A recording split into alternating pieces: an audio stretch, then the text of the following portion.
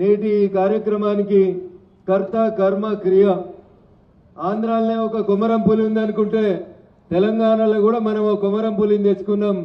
మల్కా కొమరయ్య గారు టీచర్స్ నుంచి ఎమ్మెల్సీగా పోటీ చేస్తున్నటువంటి మల్కా కొమరయ్య గారు ఎట్లయితే ఢిల్లీలో 12 సంవత్సరాల కేజ్రీవాల్ పాలనకి చరమగీతం పాడినరో ఈడ కేసీఆర్ పాలనకి చరమగీతం పాడి వచ్చిన కాంగ్రెస్ మార్పు తెస్తాం అంటే ఏం మార్పు వచ్చిందో మా రిటైర్డ్ అయినటువంటి ప్రభుత్వ ఉద్యోగులు ఆలోచించాలి. మార్చి 2024 నుంచి ఇవాళ దాకా దగ్గర 8,000 మంది ప్రభుత్వ ఉద్యోగులు రిటైర్డ్ అయినరు. ఎంతమంది అన్నా?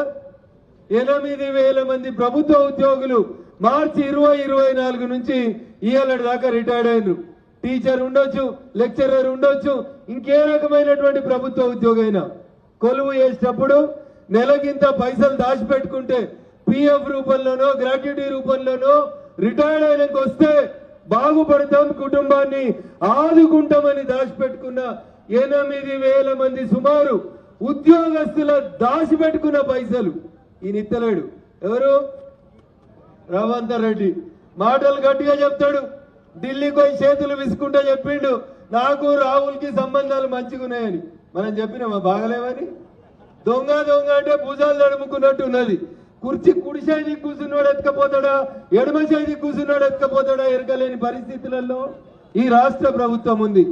14 నెలలలో 8,000 మంది ప్రభుత్వ ఉద్యోగులు రిటైర్డ్ అయితే ఒక్కలకు కూడా పెన్షన్ లేదు, గ్రాట్యుటీ లేదు, వాళ్ళు దాచుకున్న పైసలు వాళ్ళకి ఇచ్చేటువంటి పరిస్థితి లేదు.